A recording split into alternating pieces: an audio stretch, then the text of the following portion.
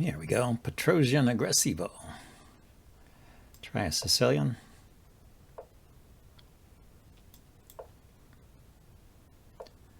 I will, I was going to say I'm going to play a dragon variation if I get the chance, but I don't get the chance. So this is a move that could be used to go into a closed Sicilian, or it could still be an open Sicilian. It's kind of a flexible move. Doesn't commit.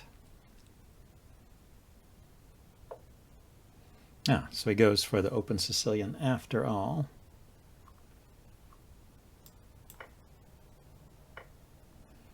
So we've transposed into a classical Sicilian here, which is okay with me. I'm familiar with this position. So maybe it's some kind of move order trick he was using there. When they play f3, I've found that e5 is a good counter in this setup. And then you can play for an early d5 push here. Let's see, he puts his bishop there. That's a bit unusual. No, that's not. That's pretty normal, I guess. So I can play d5 immediately. Takes the knight, I take back. Takes the pawn. Yeah, no, I need to resolve the situation here with the bishop. Let's kick it. Before I can play d5, I need to take care of the pin.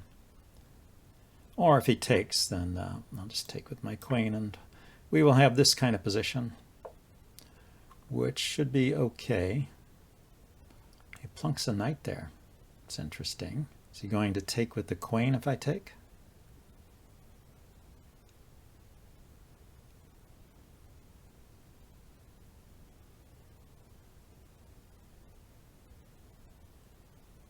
Well, if I don't take, I have to find a square for my queen, probably back to d8.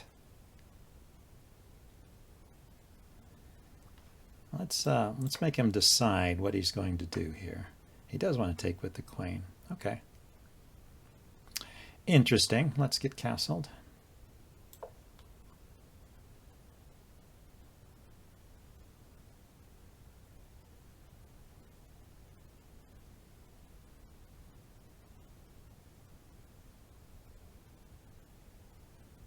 Seems like knight to b4 or knight to e7 here would be able to chase that queen away at any time.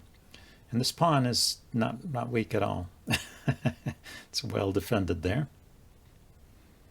But I might want to put a rook behind it first before I try and chase the queen away.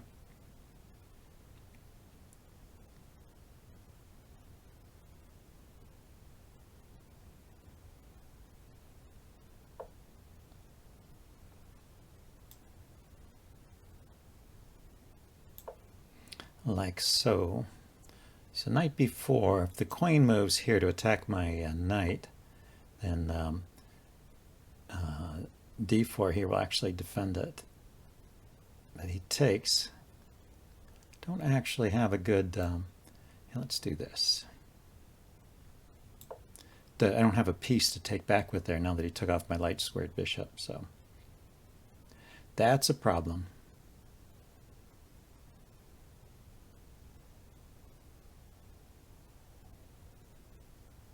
Oh, but I had the knight. The knight on b4 was defending that square. Okay, let's just take off the queen. Oh, he takes with the rook. So he's really obsessed with this idea of keeping pressure on the backwards pawn. Maybe correctly. Anyway, we have a situation with opposite colored bishops. I still have knight to b4. Yeah, let's go ahead and play knight b4 now, while I have the chance.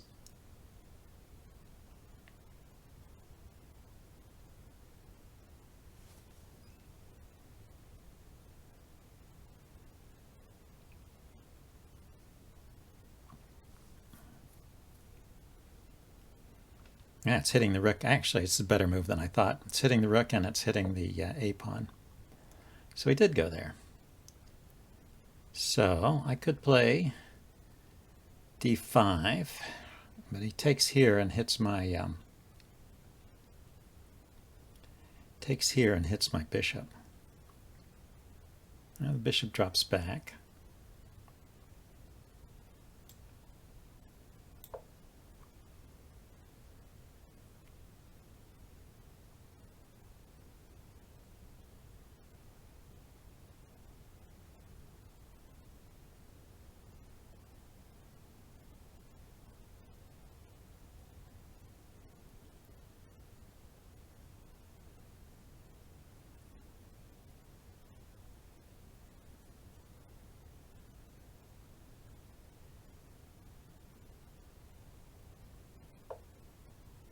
Kicks the knight. Okay, I guess that was the logical response. So I can take a pawn here, move my rook here with check, and then take another pawn here.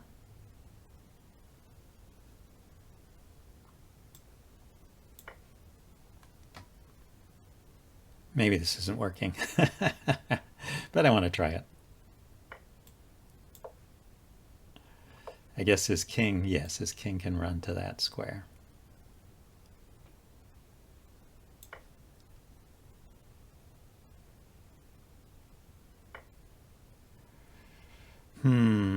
Okay, so let's defend the defend the b pawn there. And what have I got? One pawn for the piece. Probably not good enough. His knight, unfortunately, is guarding the sentry square. That's kind of interesting. I mean, he's got a loose knight here, so I can maybe bring my rook forward to attack it at some point. But he did take over this file here using that pawn.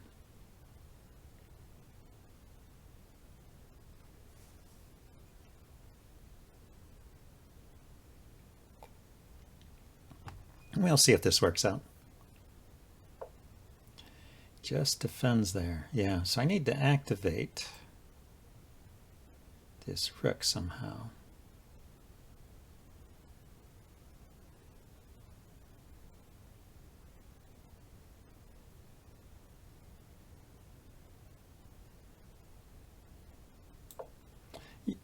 Yeah, it's not so easy for me to activate my rooks.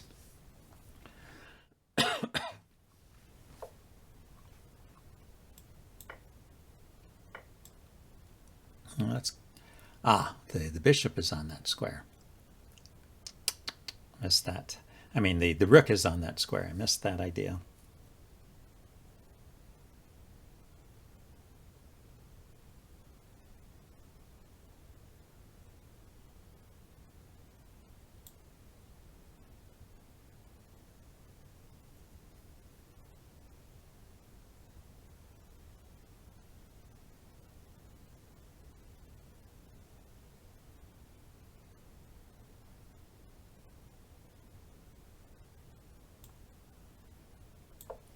Guess I have to go there.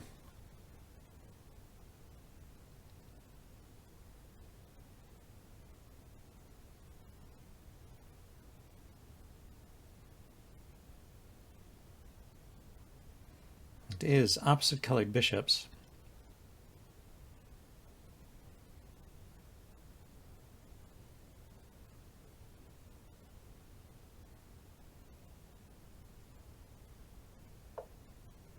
Okay, so he goes to the second rank there. Maybe going after a pawn here.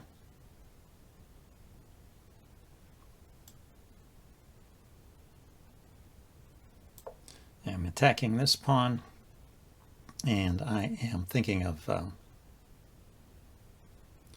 keeping this square under control next to his king. If he puts a rook there, at least I'll be able to trade it off. So I'm trying to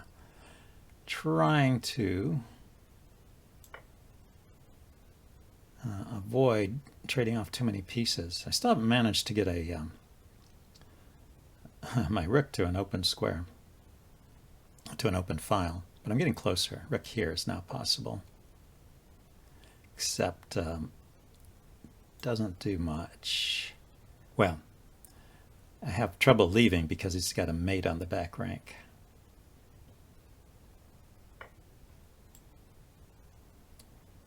So what's the best way to alleviate the mate? Maybe here. Couldn't lift up because rook here. Oh, well, I could have dropped the rook back, so maybe that would have worked, but I didn't want to have to bring that rook back. I pushed this pawn forward because he's got a light squared bishop, and my king feels a little safer on the dark square here. There is a fork here of the two pieces. Ah, this knight is no longer loose. Anyway, step by step, I'm trying to loosen his control over all of these squares here.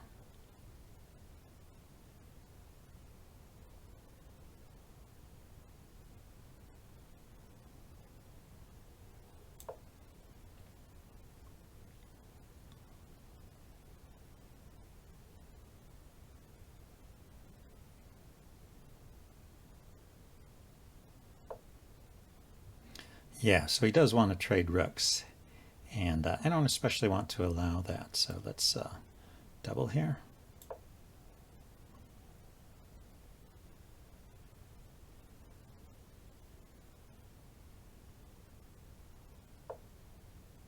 Yeah, he doubles too, so he's going to be able to force a trade, it looks like. Oh, I can take that. Let's take that. So now this is a little more even. Let's penetrate with the rook. So it's a rook against two pieces. Maybe he does have an extra pawn.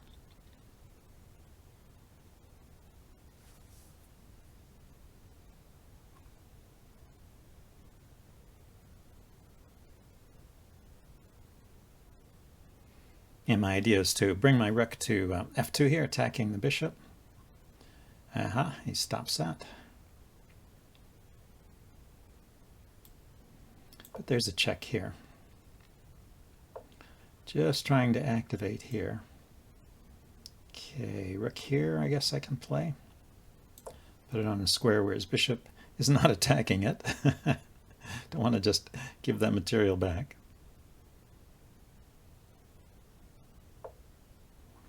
And yeah, let's penetrate with the other rook.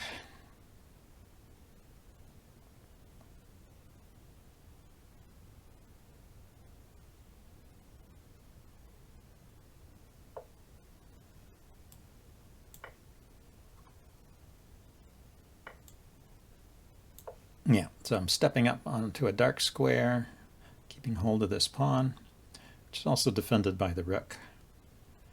And we'll see how this goes. So I have a check here, and just attack his knight also. Yeah, if I want to get to the second rank, I need to move this to a different location. His pieces are covering that. Yep. Let's attack the knight this way. His pieces are doing a good job of defending themselves. He can take the pawn now. Yep.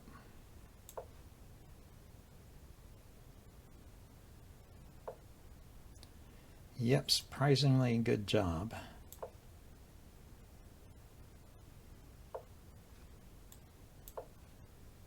See if he blunders here.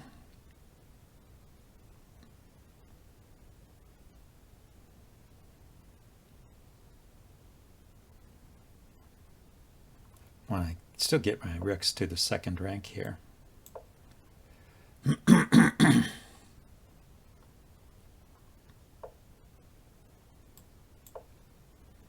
Step by step.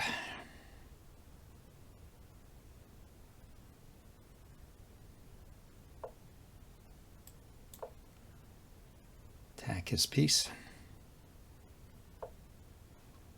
Go in here. So he has the fork, but I have a check to escape from the fork.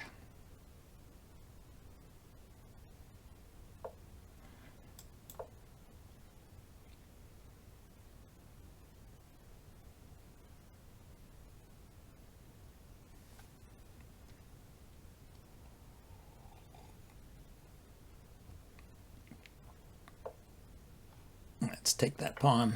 So I probably have a draw at least at this point. Can I, yeah, now it's a problem. Let's attack his knight. Bishop went there, let's take the knight. Let's attack the rook.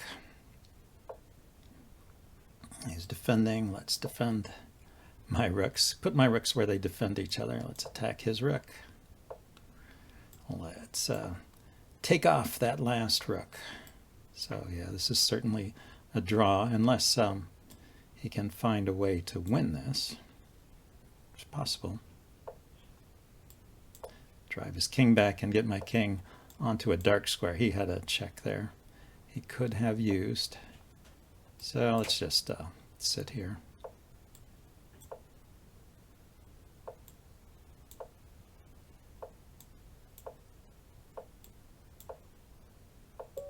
Okay, that was a draw. Anyway, interesting game. Yeah, let's take a quick recap here. What happened? Okay, played this knight c3 Sicilian. We got transposed into a classical Sicilian. Yeah, and then he started putting pieces on the d5 square. It's kind of an unusual strategy. I don't see that so much. So this didn't work because of that pawn push. Yeah, so that was my mistake. And then I got a little play here, but it wasn't enough. And then he just gave me a piece back here at some point. Well, he gave me the exchange.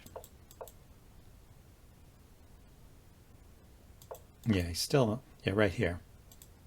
That was it. He gave me the exchange here. Didn't have to do that. So he was probably winning here. He's just a piece up, a piece and a pawn, actually.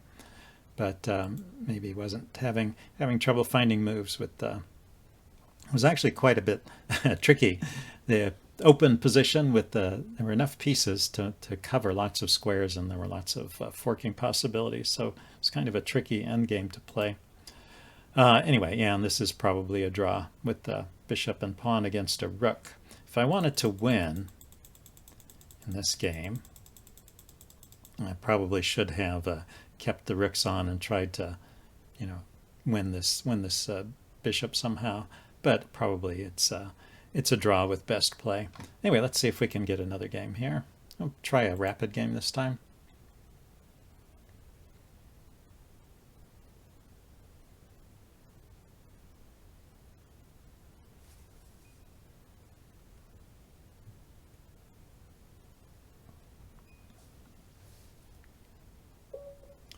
Here we go. Let's start with e4. I divan de Mahmud. I don't know.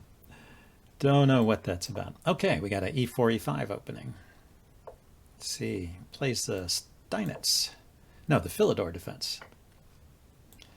Plays it in kind of a modern fashion, giving up the center immediately.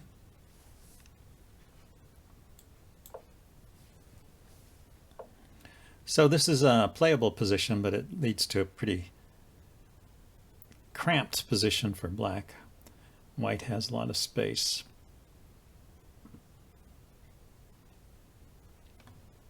I think I will just develop with bishop e2 here. Keep a knight from coming to this square. Oh, he decides to kick my knight. I thought he wasn't going to play that move because he delayed it. But yeah, that's often the idea in this kind of modern approach to the Philidor. So now I have the idea of pushing this pawn forward at some point. And maybe he has the idea of getting pressure on my e-pawn there. Anyway, I'm going to castle. Or maybe he's going to try and get his d-pawn to come forward. Let's see. No, it looks like he's going for a b5, b4 push to kick my knight out of the way. Let's clamp down on that for the moment.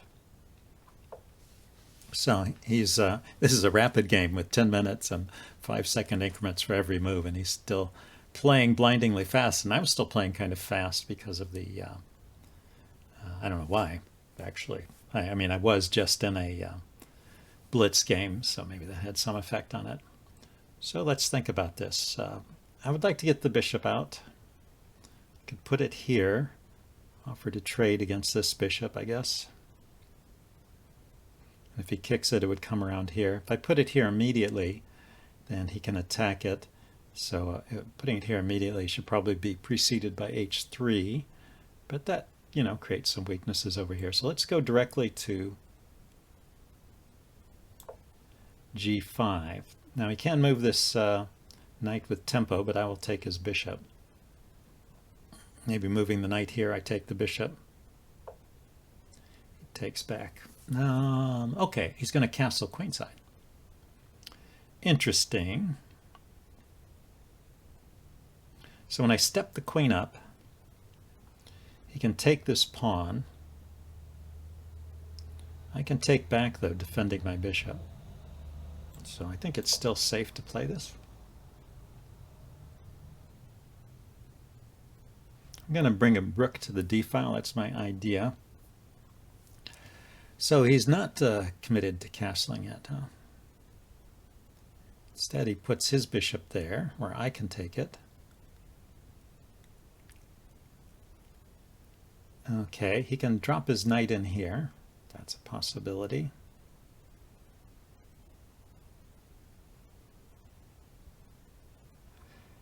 Let's bring my rook over. So my threat is to take his knight and then take this pawn, assuming he takes back with the bishop. I did not think this would be a problem, because once again, if knight takes knight, I have knight takes knight. If knight takes pawn, I have knight takes knight, and my bishop is defended. So he does that. But yeah, my idea was just to take here anyway.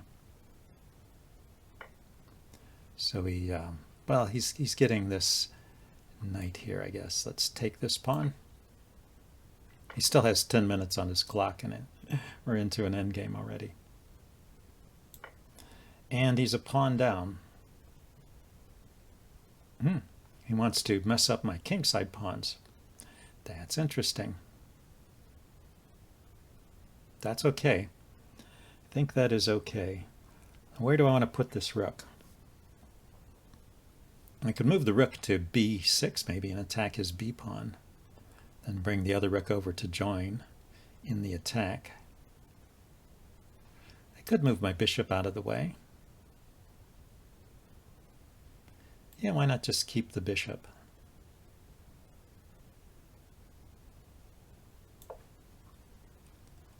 Can play f4 here and kick his knight away.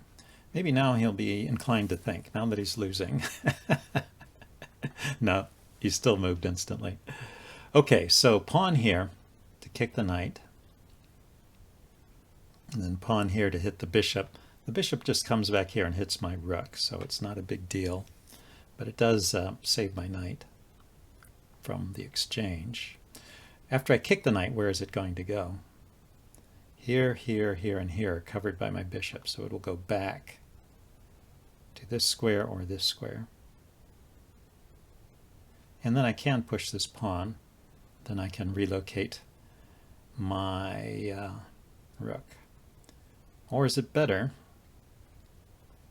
to bring my knight forward, hitting his bishop?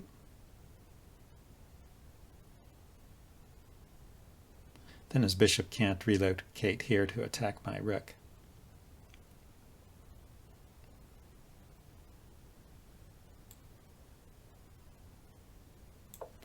Always take your time before trapping your piece like this.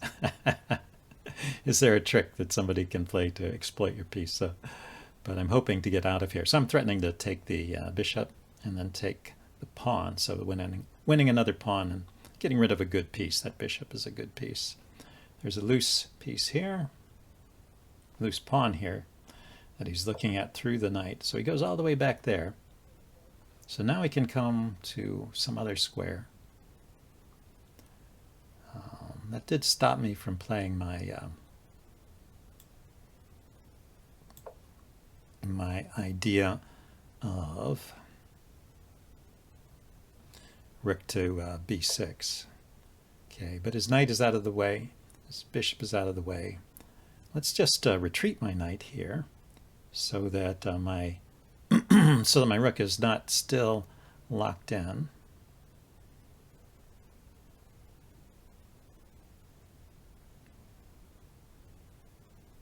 Let's bring it back to the king side here. Maybe I have something over here on the king. There is this diagonal here to worry about. Okay, he goes there to lock in my rook again and attack my bishop and my pawn. Okay, so that's a good move.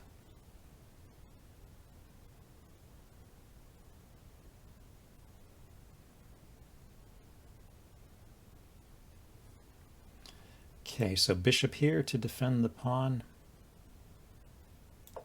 and the knight. Well, to save the bishop and defend the pawn from the knight. Now maybe he could attack. He didn't. He could have considered attacking my knight there now. So before defending that pawn, let's chase his knight away.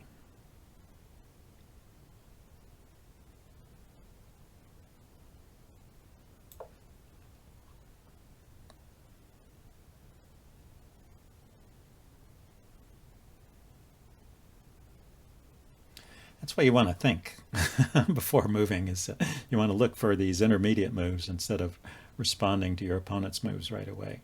And it just takes time to find them.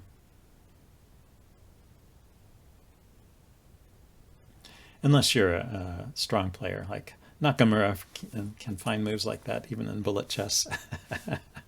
But if you're an average player and you have the time, you should use it. Well, even Nakamura will use the time when he has it. You know, he takes his time on the classical games. Black could counterattack here, pushing the pawn forward, attacking my bishop. I decide to do that. So I can take the pawn. If he takes my bishop, I'll take his knight. If he moves the knight,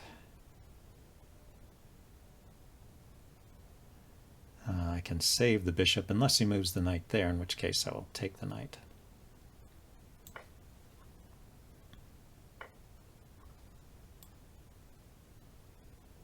Okay, so I just won another pawn. He can, yeah, interesting. He can do that. So if I move the rook now, he'll take the knight with check. I'm down a piece. If I leave the rook there,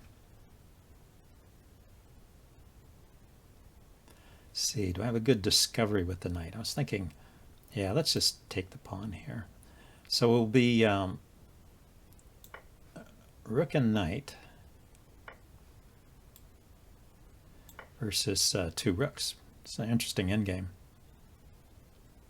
because of the central pawns that I have here.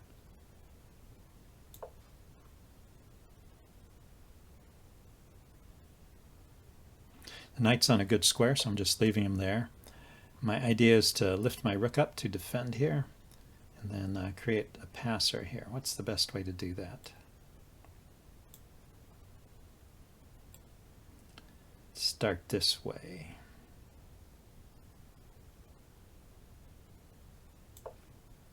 Yep. Passed pawns must be pushed. I already have a passed pawn, so I'm not creating a passer. I'm just trying to find the best way to exploit it. So I can push the e-pawn now. If he takes, I take. It's defended by the knight. If he gives the exchange back, he could win the pawn, but I'll still have some passed pawns here. So I think this is good.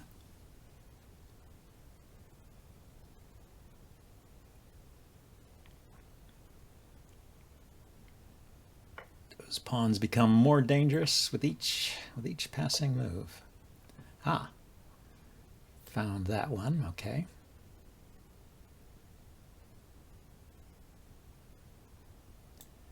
I could put my rook behind it first.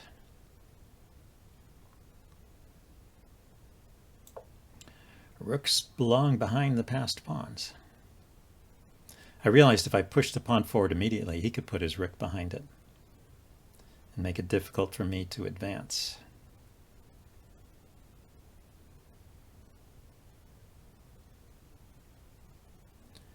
Now I can bring my king in. Or just push. I'm not sure what's best here. Ah, yeah, he's taking that pawn. I thought he might have that idea. My plan was to put the rook here, defend that pawn from the side.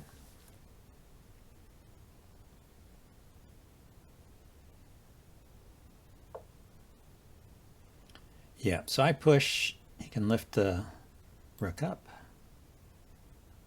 But I can push the other pawn. That pair of passed pawns is very dangerous. Ah, that's a good move. So he brings his king there. Yeah, let's bring my king into the game.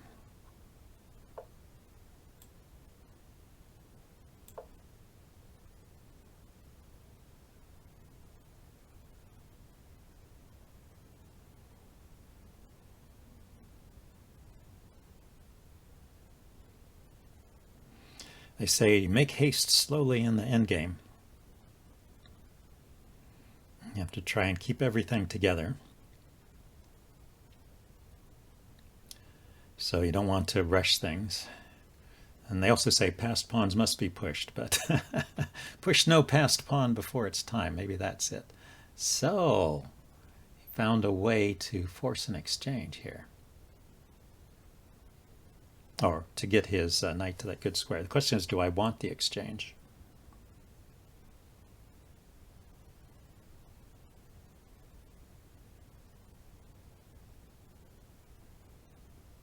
If I step up, he takes. I take. See, after the exchange, his king will come forward. I'm thinking my king wants to go here. He could chase it away with a pawn move. So let's make a pawn move over here. Let him take if he wants to.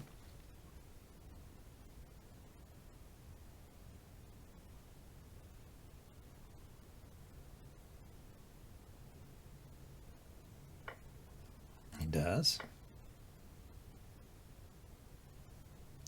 2, 3, 4. Yes, so I want to get to this square. If I can, he can. He allows that.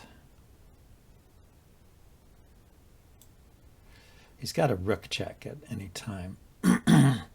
But, well, it's a little dangerous for him, that rook check.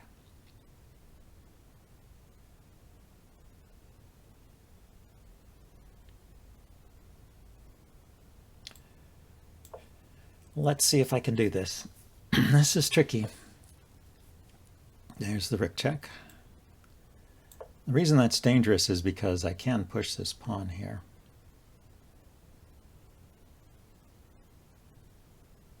And his rook has to come back. So he has to be careful about getting his rook out of play.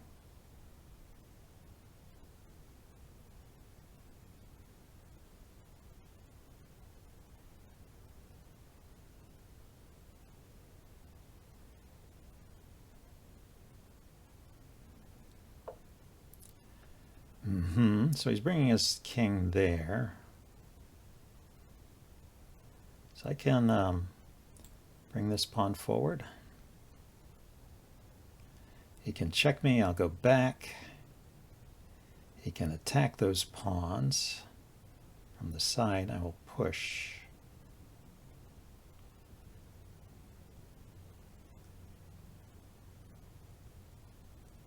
If he steps back with the king, I'll push this pawn. That's the thing. I push. The king can't go here, but it could go here to that square. So I push. His king goes here. I push again, hitting his rook. The rook moves, and then I push this pawn forward.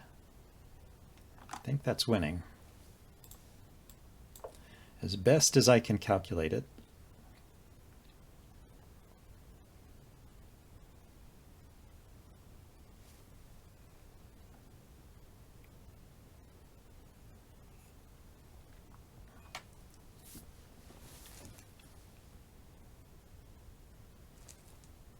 Well, he played a good game. He moved too fast in the beginning. Yeah, he went there. So I thought I pushed the pawn. Let's double check this. The rook has to go in front. If it goes, well, it can go anywhere along here, but then I push the other pawn, and one of them is queening. If it goes up, then I queen immediately. Or if the king can't even take the pawn. If the king comes forward, I take the rook. Anyway, yeah, Mahmoud here played too fast in the beginning and lost a pawn. Then he started thinking, played well, and managed to win back the exchange. But then the endgame was slightly favorable to me, I think, because I had enough pawns for the exchange. Hard to say which one is truly better. So I can queen here with check. Let's do that one. More forcing.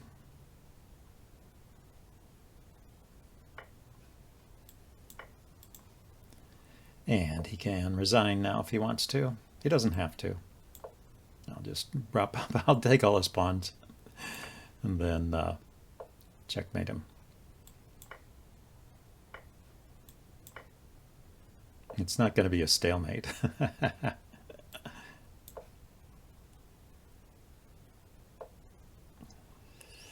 Let's see. Yes, he's cleverly trying to set up a stalemate, but be sure and take your time when you've got it to make sure there's no stalemates. Let's go. Let's see. I go here. Yeah, it doesn't matter where I go, because wherever he goes, I can put the queen right on top of the king like that. Okay, that was a good game. Hope you guys enjoyed it, and I will see you all next time. Bye now.